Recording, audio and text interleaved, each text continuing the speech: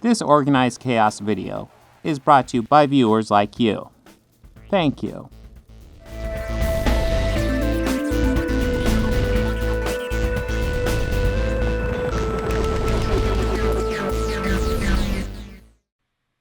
Okay, Robert, I was going to ask if you're still here. Yes, we can end on that. Can you watch Animat's Crazy Cartoon Cast Episode 216?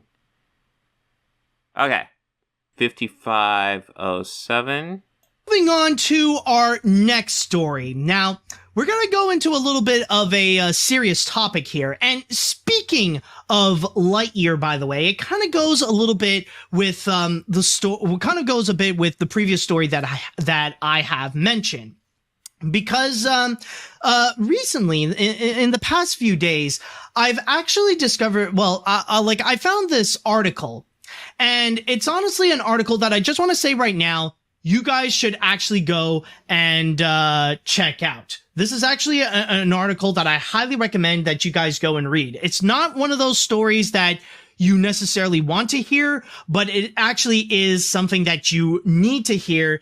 And it kind of sheds a dark light in what is happening in our world right now.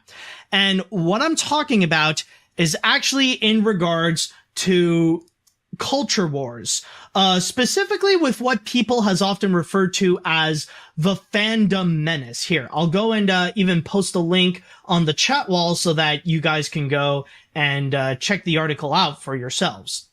And specifically, this article is from the website Salon, and it's called "Let's All Stop Ignoring the Fandom Menace. It is real and it is winning." And it is let's see what his take on it is. But just from that headline, I'm kind of against it, because for a long time I ignored it. I ignored the fandom menace because I just thought these are dumb ideas, they'll go away. I kind of knew about it, but then I realized more recently that no, this has become the dominant narrative on YouTube. So ignoring it is not a good idea. It's a serious problem now. It's progressed from just something minor that just, oh god, these guys suck, to the dominant discourse. And then when it's a dominant discourse, it can't be ignored, so it has to be addressed. It is written by Melanie McFarland. And I can pretty much tell you guys right now that this is honestly one of the best articles that I've read in recent years. And it really does shed a light over something that not many people have often talked about. And that is in regards to culture wars and the negative impact that they could have in the real world.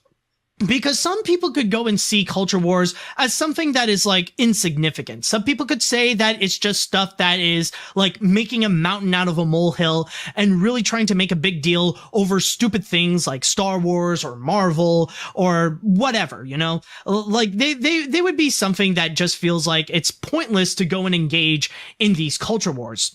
But people don't often realize the serious consequences that come with these culture wars and the long-term impact that they have, especially in regards to the people that they would be engaged with it, especially amongst those that are really engaged in terms of fighting against something, especially fighting against woke culture, fighting against progressivism, fighting against SJWs.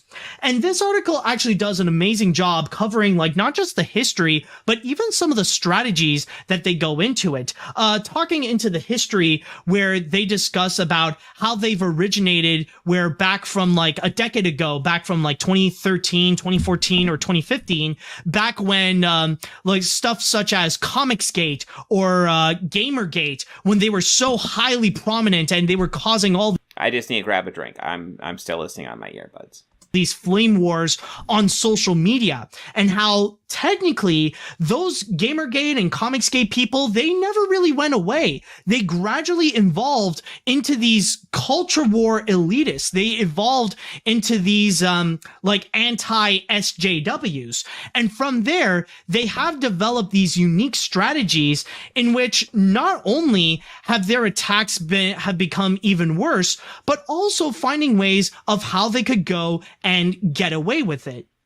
Because especially in 2022, we have seen a lot of prominent attacks when it comes to like these culture wars. Like we have seen a lot of these like culture war, or like these big culture war battles happening like over the course of 2022. Like, we're only halfway throughout the year, and right now we are seeing these culture wars becoming more aggressive, and also more hostile. And we've heard all the different culture war like stories. Like, we know some recent examples, like with what happened with Moses Ingram when she got all those racist attacks for playing Reva in Obi-Wan Kenobi. And then there was also the attacks on Miss Marvel because of how the main character Kamala Khan, where she is a Muslim, and that some people are putting in the great replacement theory, saying that she's going to be replacing Captain Marvel.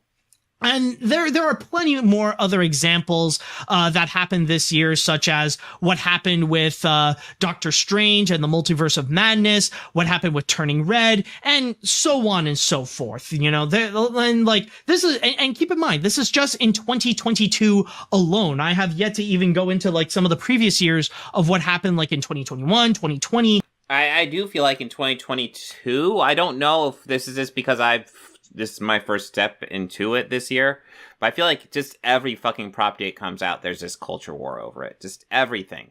Just fucking everything. And all that kind of stuff. Like even Obi-Wan, there's not a gay representation in Obi-Wan Kenobi, but you know what? There was a black woman, so it's woke. And from there, the strategies that they would go and mention in this article here is honestly very fascinating and also very eye-opening. Like, one thing that they would do is that this is a strategy that I would call putting on a clown mask, where it looks like they're kind of joking around. It looks like it might be satire, but they actually are pretty serious about it. Like, you've probably seen some where it looks like it's exaggerated. It looks absolutely ridiculous. And some people will just go and pass it off like, it's not, they don't actually mean it. Oh, they're just joking around. They're just making fun of those anti-SJWs or anti-woke people. But in actual truth, they actually mean what they say unironically. Like, a great example of that is actually in regards to, maybe you have seen these posts, but you've probably heard about these groups about, like, Christians against whatever Disney property has come out recently, like Christians against Miss Marvel, or Christians against Obi-Wan Kenobi, or Christians against Turning Red, or whatever.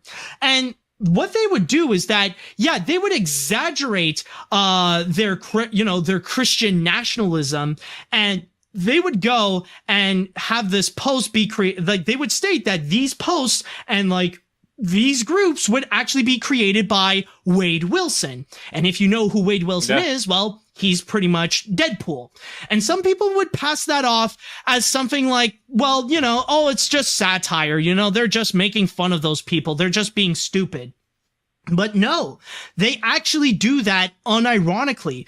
This is actually a legitimate Christian hate group in which they go and attack different different like content for extremely bigoted reasons. Like, they would actually go after Miss Marvel because the main character is a Muslim. They would go after Obi-Wan Kenobi because it has a black character. They would go after Turning Red because it talks about periods. They would go after Lightyear because it has a same-sex kiss scene. Like, they would be able to get away with a lot of these attacks because they present themselves in a way that not many people would go and take them seriously. And that's why not many people would go and call them out and tell them to stop, because they think, it's just fun and games for them. But no, they are actually serious.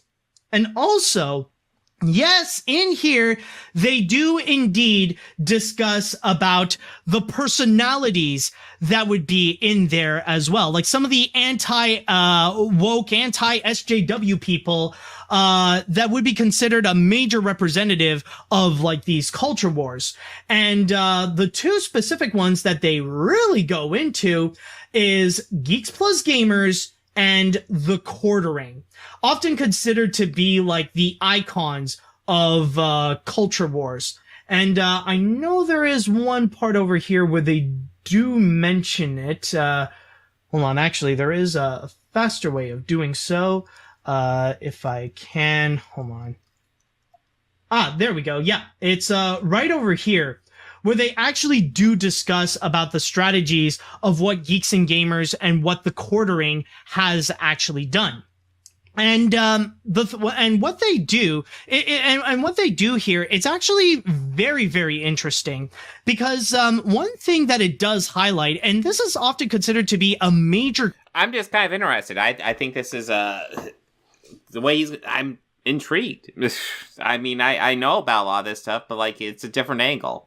Key to how they actually get away with a lot of what they have done on the internet, because yes, like, it's pretty obvious that many of these anti-woke white nationalist channels, not just like Geeks and Gamers and Quartering, but also others such as Clownfish TV, Hero Hey, Yellow Flash, Nick Recchietta, The Umbrella Guy, and all those other white nationalists, they actually do have a strategy of what keeps them on their platform, but still able to go and express their hate speech and to go and promote targeted harassment.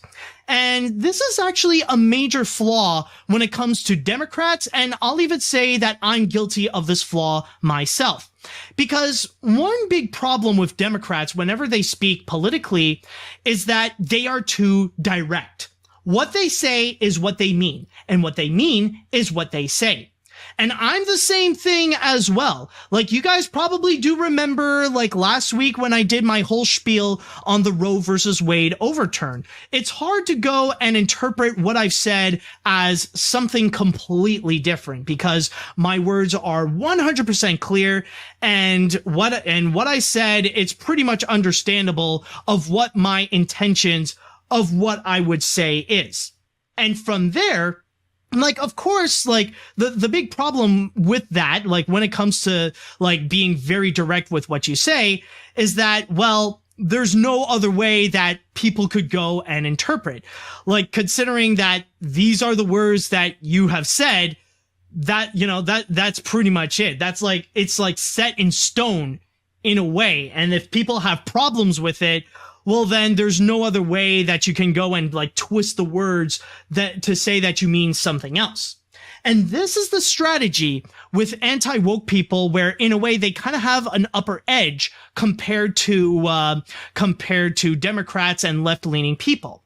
The thing is that anti-woke people, they know that they try to have this balance, where they would have a balance between being clear with their intentions and also being vague, where they would be clear with what they are talking about. They know what their audiences mean. They know what they want to say. So they are pretty clear with with what they are saying to them. They know what the intentions of those words are. But at the same time, their words are also very vague, to the point that it can easily be manipulated into something else, where if you accuse them of promoting bigotry, like promoting hate speech or promoting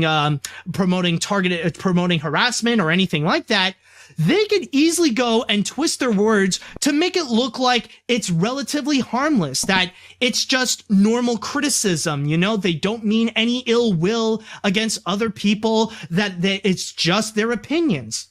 That they know a way to make it pretty vague where it can be interpreted as something else. They just become pretty vague of it. Like a great example, like when it comes to Obi-Wan Kenobi, going back to the whole Reva controversy, like they don't, like, these people like Geeks and Gamers and Quartering, they don't directly say that they hate Reva because she is black and they should go and attack Moses Ingram.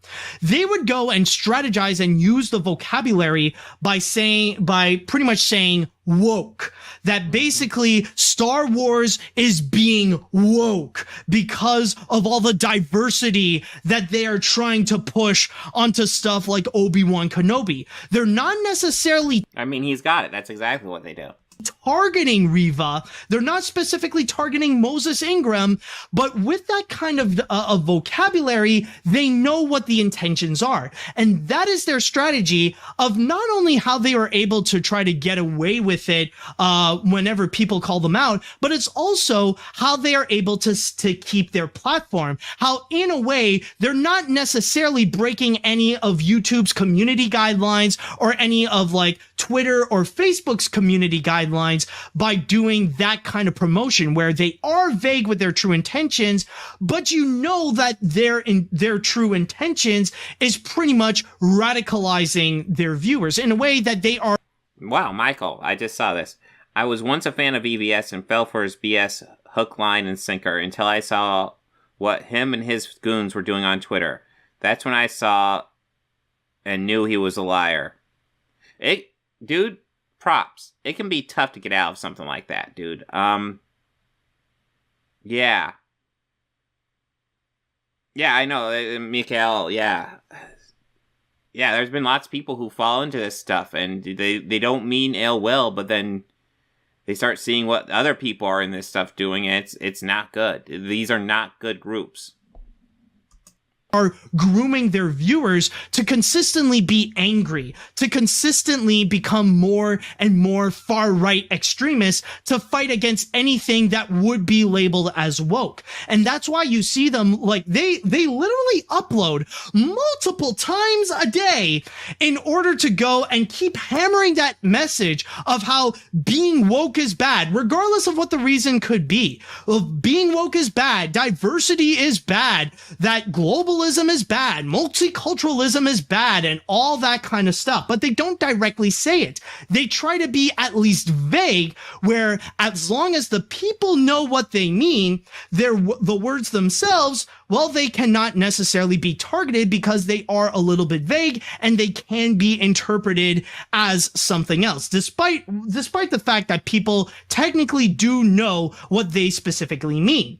And another and to give you a better example, another major strategy that they would do with this is actually with review bombing. Like this, nowadays, we have seen this become a very common anti-woke tactic where they would go and do review bombs. And we've seen this all the time, rather it be with something like Lightyear or what they've recently done with Ms. Marvel, with Obi-Wan. And they've done this throughout the years with stuff like Star Wars The Last Jedi, with 2016 maybe 2016 Ghostbusters, that I'm not 100% sure, admittedly, but with Captain Marvel, with plenty of other stuff as well. Like we've seen them commit review bombing whenever there is something that they do not like for bigoted reasons.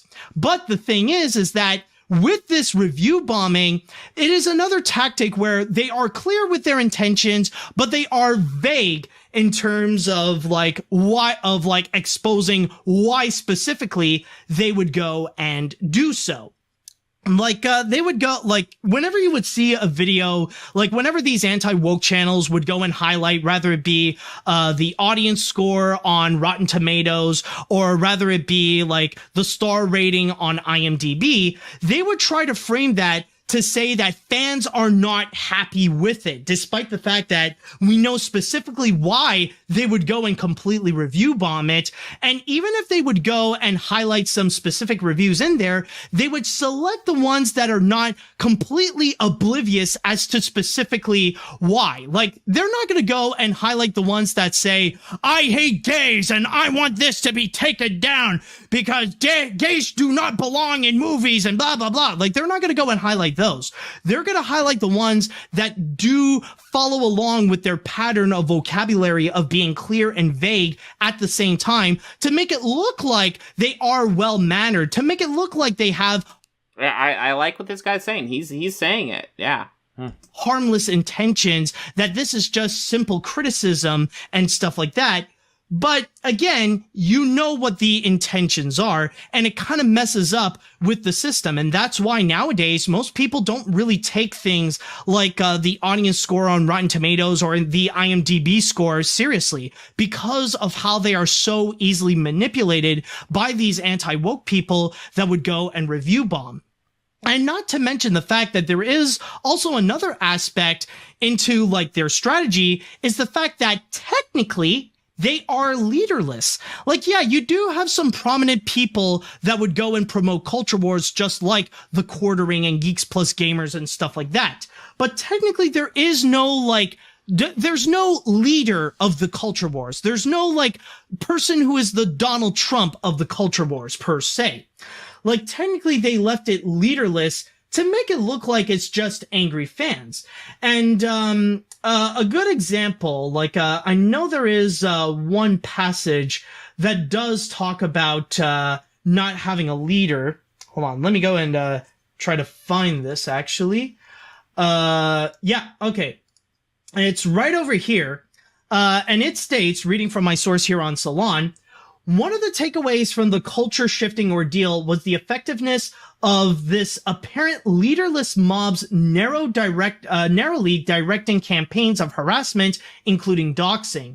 What we fail to comprehend is that the mob never really dispersed. It merely redirects its efforts to other targets, mainly women of color, and evolved its methods. So basically, there's not one specific person that you could go and pin the blame on, even like amongst these YouTubers. Really, it's the fact that it's the entire mob itself that, like, even if you take down one, that doesn't mean you would go and take down the rest and they would just go and move on. And that is a very significant factor to their strategy. Technically, anyone could be a part, technically anyone could be considered a leader of the culture war, but there's not one specific person that you could go and actually take down. And that's why, like, we've seen these culture wars actually thrive. It's mainly because they don't necessarily have a leader. They don't necessarily have someone that they have as their main source to go and actually attack anybody. They're just doing it mostly on their own accord with what they have been groomed by, in which the mentality that they have been groomed by these alt-right YouTubers. That's the big thing. And from all of this, unfortunately, they did also state that we are pretty much in a bad place where it is a little bit too late to try to fix the problems. There is no way that you can, unfortunately, cure, culture wars and then suddenly, people will snap back into normal and stop worrying about, woke culture. There are some people who have really gone to the point where, like, they're in the deep end, to the point where now they're just filled with rage, they're filled with anger, and now they're pretty much in this a hate-filled life where there's only one of two places where they will end up with this anger and hatred that they're carrying with them. Yeah, Michael, exactly. I love how all these rage tubers claim the left is a hive mind, yet they're all reading the same Bounding into Comics article. Yep. It's either they would end up in prison or they would end up 6 feet under. So unfortunately, there is no major cure. However, again, I highly recommend that you guys go and actually read this, mainly because of the fact that this really does open up and reveal a lot of the strategies of what these anti-woke YouTubers do. Because I can guarantee you, there have actually been some people who were just mortified when this article came out. I think it's the Geeks Plus Gamers guy who actually ended up making several videos, like, as a massive emergency, like, to reassure and manipulate his fans to say, like, don't listen to this article. It is filled with lies. It's just woke culture attacking me. I'm the victim here. I'm being attacked. We're winning this war. They're attacking me because we're winning the culture war. We're killing woke culture here. We're winning. Don't believe them. Only believe in me. But the big reason why they're behaving this way is because they are scared. And that's one of the big weaknesses when it comes to anti-woke people. I'm not really familiar with him either. They are scared because they know that when it comes to their tactics. Oh, wow. He's a smaller channel. Animat's Crazy Cartoon Cast. Wow. He's only got 3,000 subs. Yeah, go subscribe, guys. This is great. Oh, and yeah, and like and subscribe to this stream, too. I'm terrible at that. Yeah, like and subscribe to this stream. Then go like and subscribe to him. As big and intimidating as they can be, they know that it is extremely fragile. Because if they end up if they're not careful and they reveal a little too much of their intentions, they could immediately get deplatformed and they can lose so much of their credibility. Okay. And a great so this is like a second channel, so he has a bigger one. Okay. And one of the best examples that I can think of is actually just recently with Jordan Peterson, one of the most prolific alt-right icons. And recently, Jordan Peterson is having such a terrible time where, despite the fact that he is claimed to be one of the smartest men in the world, he's not smart enough to know the balance of being clear and vague at the same time. There was a major controversy at one point where Jordan Peterson spotted this magazine, and it had a plus size model featured, and he tried to fat shame the girl.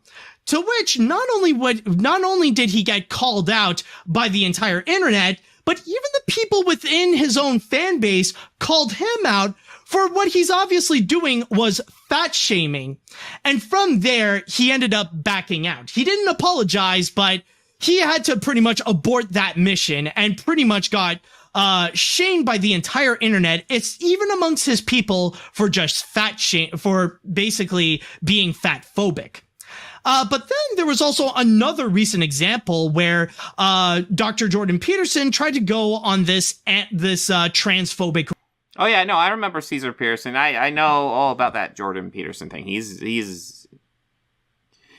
Jordan Peterson might be the funniest guy in the world if people didn't take him seriously. Because, like, some of his lines, some of his brilliant comedic timing is just amazing. And the problem is he's not all there, too. Like, sometimes when I watch Jordan Peterson, I feel a little bit bad making fun of him because you can tell he's not all there. But at the same time, he's one of these leaders and people treat him seriously, so you gotta address it sometimes. Grant, and ended up being a little too clear with his intentions, where he actually compared Elliot Page to. Yes, Bob Counterculture. Jordan Peterson and Kevin Smith should totally have a cry-off. EVS illustrated one of Peterson's books. I did not know that. Oh, not surprising. The Nazis. And from there, he ended up getting called out, but not only that, but he ended up getting suspended on Twitter, where it was at the point, like, it was temporary, but he did end up getting deplatformed because he was being clearly transphobic. Yeah, I know EVS has lots of keys. Well, the thing is about Comicsgate is a lot of the Fandom Menace kind of... I feel like Comicsgate was... Comicsgate had its roots in Gamergate, so then you get Comicsgate, and then you get Fandom Menace kind of spawned from Comicsgate. But it's all the same shit when you boil it down. I think Gamergate was the most different, because when Gamergate first started, there was this argument about, like honest criticism, because I believe like one of the stories they broke out with was, a woman gave a positive review to her boyfriend's game or something like that. And I think even when I heard that story, I was like, well, that does sound pretty messed up. I think that should be addressed. But then eventually Gamergate just became this thing where they're just bashing all women involved in the game industry. And it's like, wait a minute, guys. No, this is not right. Yeah, and then Gamergate just evolved into just being essentially what the Fandom Menace is now. Which breaks Twitter's community guidelines. And from there, even though he tries to act like, he doesn't apologize, he did end up deleting the tweet. So from there, it shows that when they are being more clear with their intentions, that's when they can get taken down. And even just recently, like, another example is actually what happened with the Quartering, where he went in an argument with a prominent Twitch streamer. I forgot what her name is, but he ended up getting destroyed, where he ended up getting called out. Like, apparently the argument got so heated to the point where the Quartering compared himself to Jesus Christ, literally, and he actually ended up getting called out, where he was like, he's one of those people that happily calls anyone whom he disagrees with by being a child groomer. But he got caught by stating, oh, well, trying to be nice to the person by saying, I wish you the best of luck, which not only he ended up getting backlash from the entire internet, but he even got backlash from his own fan base for comparing himself to Jesus and to pretty much exposing the fact that he doesn't actually care about child groomers, that he's actually indifferent. Maybe he doesn't fully agree, but he doesn't really care. In fact, he's perfectly fine with anybody who would he's fine with any adult who would want to go and sleep with children. In fact, he might be okay with actually doing it himself. Actually, he might, it could be something he's willing to go and try out. And that is something that has been heavily exposed. And because of that, yeah, I'm kind of interested to see this. I'm certain, knowing the quartering, he's almost certainly deleted it, so it'd be someone else who'd have it. If someone has the link, share it. I am interested in checking out some of Jeremy's responses to this Salon article. With that massive humiliation, Jeremy, Geeks and Gamers Jeremy, not Jeremy quartering. Ended up deleting a good portion of his tweets. Anything between March and up to today, it is all deleted because of that humiliation. So the big thing that I want to go and emphasize is that these culture wars and these anti-SJWs and with these anti-woke people, they're pretty much like the Death Star. They're big, they're intimidating, they have the power to completely destroy whatever they want, but they do have that one tiny hole that if you shoot it just right, they can blow up. And there is a way to go and take down these culture wars. It's to try to go and find that little hole in the Death Star. And this is exactly what we need to do. That's why I do applaud Melanie McFarland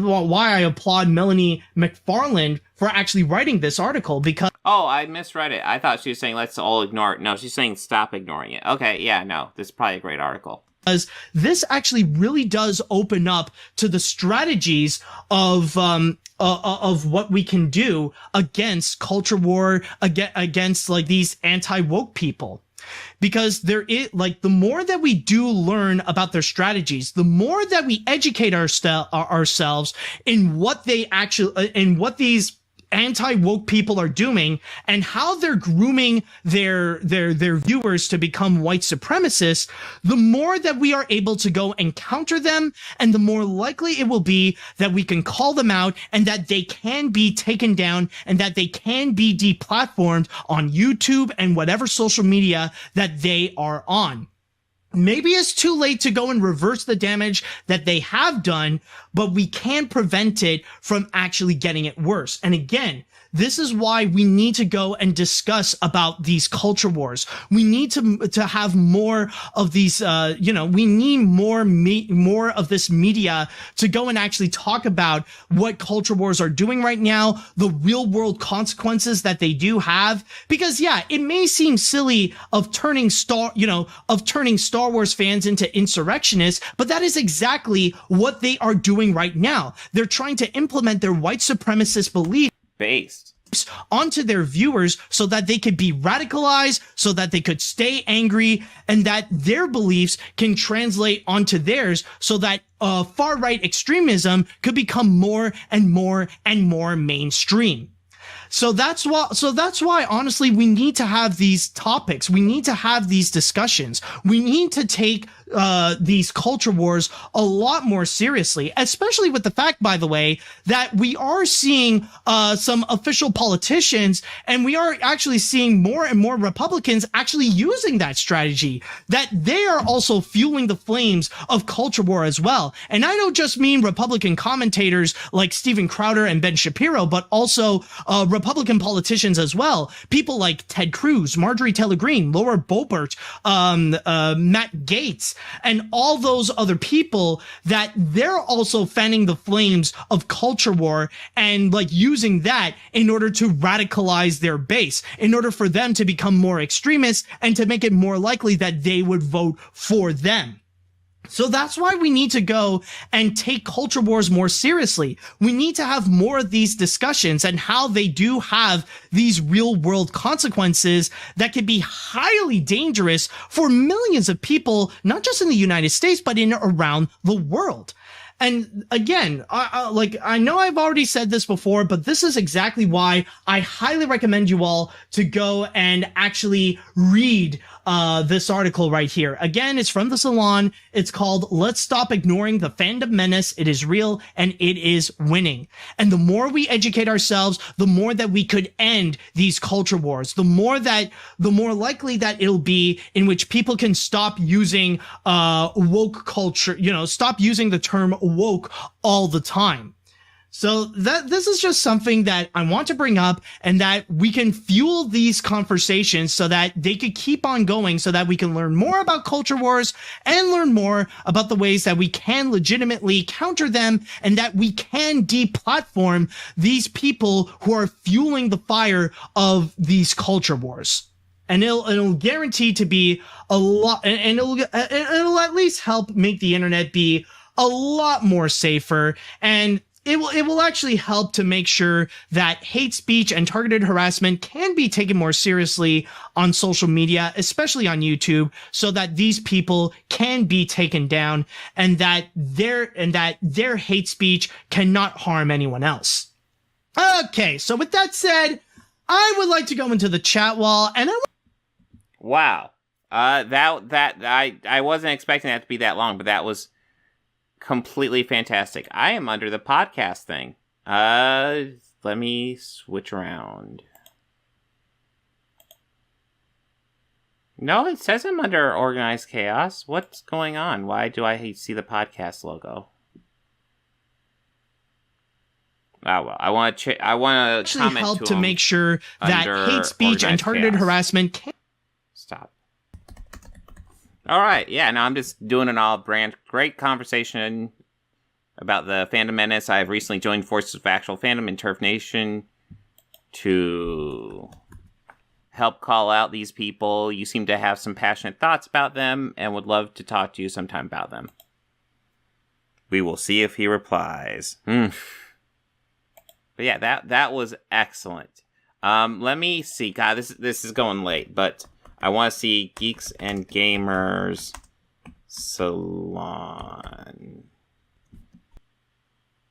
Leftist Rag Salon drops a lying hit piece against Geeks and Gamers. That's a smaller YouTube channel. I am not going to target them.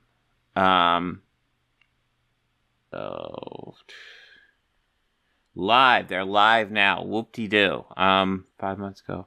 Oh, here we go. Holy shit. This is 3 hours long. Oh my god. Okay, well let's see a little bit.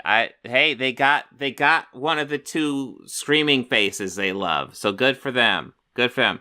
And they're getting super chats before they've even started.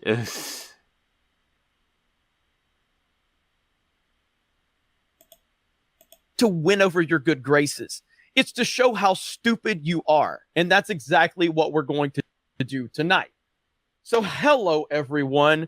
I don't have notifications today because I've already uploaded 3 videos, but that's okay. There's never been a better time to start bringing back the solo live streams than right now. So that's what we're going to do. So it's Salon that wrote the hit piece, and they mentioned multiple creators, primarily focusing on me, the Quartering, and Ryan Kennel from RK Outpost. That's right. And the bullshit that they are saying, it's such a bad article, and it's such a terrible argument. And let's just go ahead and start with the obvious. I haven't been part of the Fandom Menace since like 2019, I think. Yeah, no, he loves... I've heard him make this line. He has been part of the Fandom Menace. Sure, I stream with them all the time, and I make videos identical to the Fandom Menace. But I'm not part of the Fandom Menace, guys. It's such bullshit. What the fuck is wrong with these people? They're still claiming I'm part of the Fandom Menace. These people are stupid. They do no research whatsoever. They're still linking me and anyone they don't like to the fandom menace.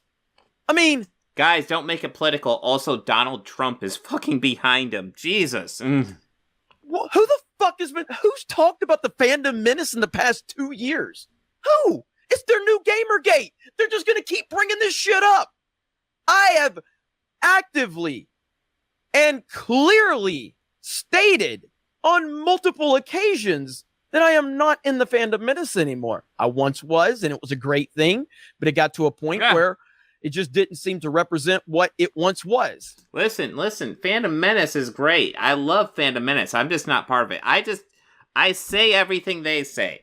Identically. I whinge over the same things they whinge over. I talk to all those people on the regular. But I'm not part of it. Come on. It's like, Jesus Christ. If there are people that are still part of that, no problem there. That's your business. I'm not here to say it's this, that, or the other. But for these people to continue to link the fandom menace to anything, they're just so dumb. They're so fucking stupid. You know what I mean? Swig of water from my leftist tears mug from the Daily Wire, by the way. Swig of water for the working man, okay? But he's not political, guys. Don't worry. I mean, the fact that they brought that into the equation. And yes, we will be going over this article extensively tomorrow on Friday Night Tights as well. You don't worry about that. That will be happening. But I wanted to go ahead and just go ahead and laugh a little bit at this nonsense, because that's exactly what it is. Absolute nonsense. So let's go ahead. I have an archive article, by the way.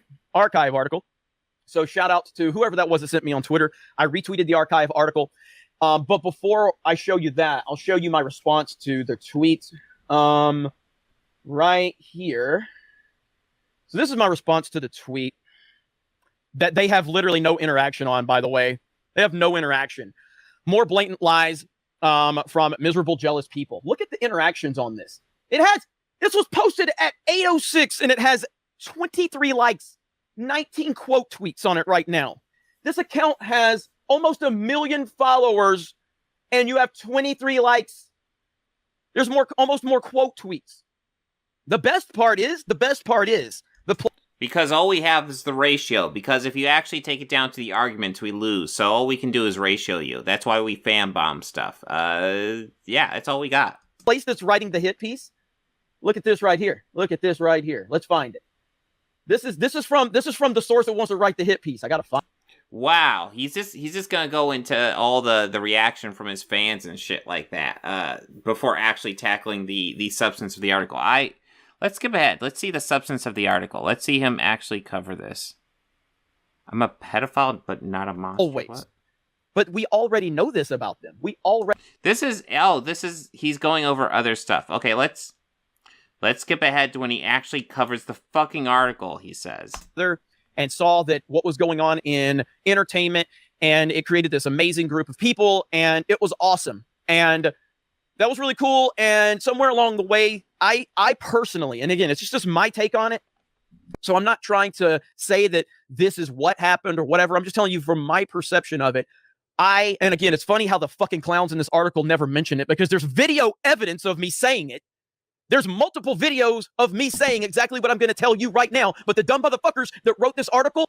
Oh, Mikael, yeah, next, I'm streaming again on Saturday again. I'll probably be shutting this down soon, but I know you had a request. We'll get to that on Saturday. Okay, buddy? Don't know that because they don't do any fucking research, because they are stupid as fuck. But I have said many times, there was a couple of people that when I can't co-sign or be I couldn't be responsible for all of the people in the fandom menace. And there was some shit that was people were sending. I feel like what was happening is that the people that hate us. Jesus Christ, I'd love it if you actually address the article. Is he gonna spend 3 hours not even actually addressing a fucking point in this article? It wouldn't surprise me with these guys. Were infiltrating and they were claiming they were fandom menace just so they could make people look bad. And I do think there were some lunatics out there too, but he's just I'm not fandom menace. I'm not fandom menace. I just always work with them. I'm not fandom menace. Who cares about the facts? There is video out there. There are tweets out there for me saying this multiple times. But Dude, I do not give a fuck if you say you're not Phantom Menace. You work with the Phantom Menace, you say exactly what they say. You guys are in perfect lockstep. I don't care if you say you're not Phantom Menace. You are Phantom Menace. You're one of their leaders. Your NPC bullshit review bombing. Review bombing is called fans being passionate, and it's as old as fandom.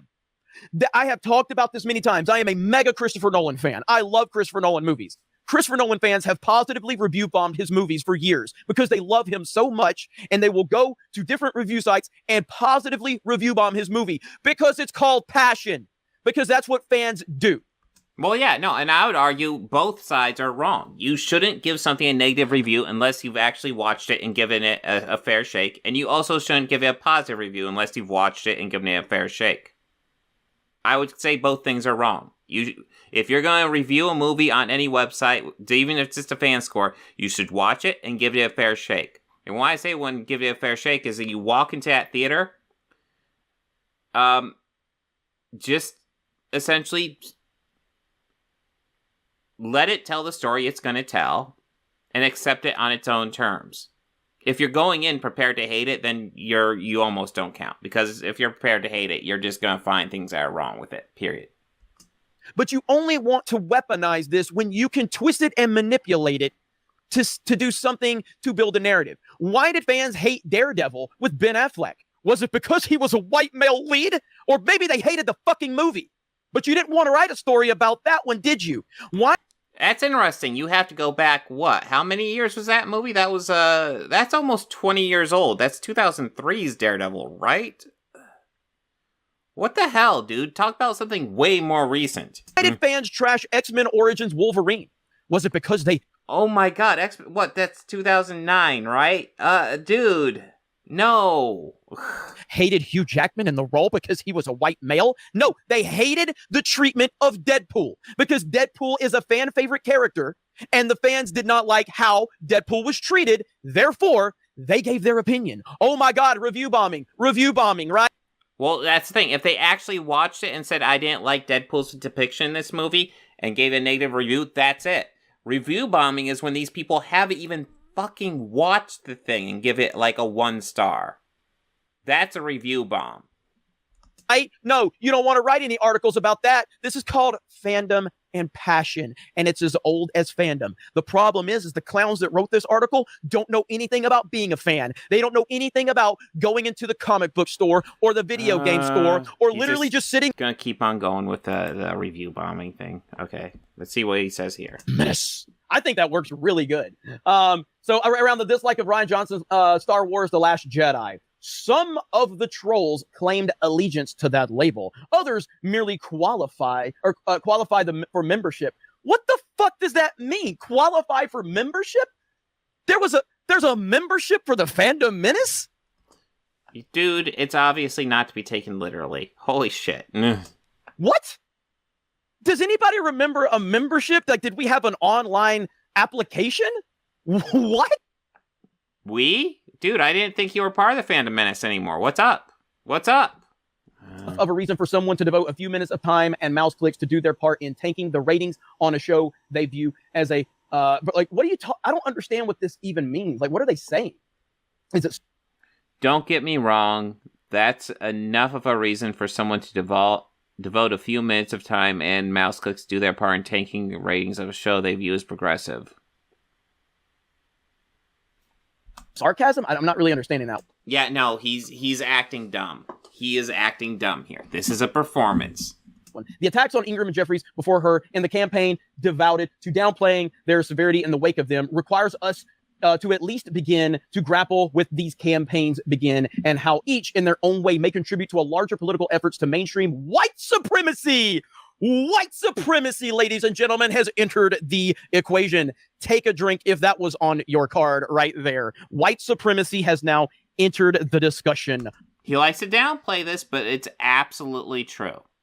Absolutely true. This stuff is pipelines to white supremacy. That was kind of the point of my video, even though it's, it was kind of just a way to get Willow and Kanye in there. But like, the shit they're talking about on Willow right now is just a gateway to the ideology Kanye's preaching. White supremacy is here. And radicalize the disinfected. they're talking like we're Bane from The Dark Knight Rises. You know, oh, darkness is your ally. I was molded by it. Like, what do you radicalize the disinfected? The disinfected. What are we talking about? What the fuck are we talking about? I'm making fucking. I think it's interesting. He's clearly triggered by this shit. I wish. Is there any There's no highlights here. God damn it. YouTube videos and people watch them. That's all that's happening. Good Lord, my God. So geekdom went mainstream decades ago, but it's still commonly viewed as a filter for of adolescent harmlessness. It wouldn't surprise me if none of them have denounced Kanye. It wouldn't surprise me at all. This is useful for the purposes of Facebook groups such as Christians Against Miss Marvel, a private forum. I don't know anything about all of this, but they're whining about that. Again. Oh, you don't want to go into that, do you? You don't want to go into that. Yeah. Oh, well, I don't know about this. I'm not going to go into it. If they don't like Miss Marvel for their own religious reasons, like, I don't have to agree with that. And I think Miss Marvel is a character that, like, I don't have a problem with the existence of the character, but it's how Marvel has utilized a lot of these things. That's the problem. It's not the existence of the character. It's how they are utilizing it in the bigger picture. And these losers don't understand that because they're too dumb to understand that. We'll get past all this. All this is about Doctor Strange, but we're going to get to it right here. We're going to get to it. I'm going to scroll down a bit because this is just word vomit is all this is. Okay. I don't want to address the points, guys. So we're just going to skip this stuff. I don't have good arguments here, so I'm going to skip this stuff. God damn it. I want to debate this guy. I want to debate this guy so bad. Oh, but right here. Okay. Oh, we've got a guest here. I heard there's an article about us. RK Outpost is in the house. Hi, Ryan. Hey, Jeremy. How's it going? Man, I was hoping it'd be a better, rag than Salon, to be honest with you. Oh, yeah, dude. Salon's absolute hot garbage. But it's so bad, and it's so terribly written and constructed, and it makes no sense. And the fact that, like, when's the last time you mentioned any allegiance to Fandom Menace? Like, it's been a really long time. Listen, guys, we're not Fandom Menace. None of us are Fandom Menace. We just have all the same talking points and talk about all the same stuff and hang out in all the same circles, but we're not Fandom Menace. Come on. I would say like a year and a half, maybe. I don't know. And but with all that being said, I do think there are a lot of people that still just like refer to this general group as that. So I guess in that way it makes sense. But this article is literal hot garbage. It's so bad. There's so much fluff and unnecessary stuff in it that doesn't make sense. That they're just painting with very broad.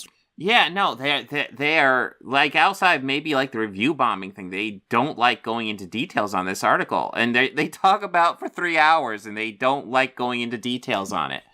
I think I've seen enough. I got this. Wow.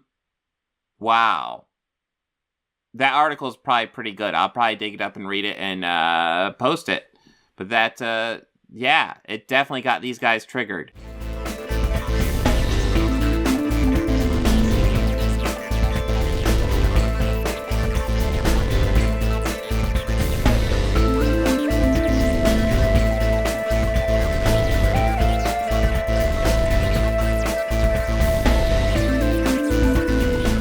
They think order and chaos are somehow opposites and try to control what won't.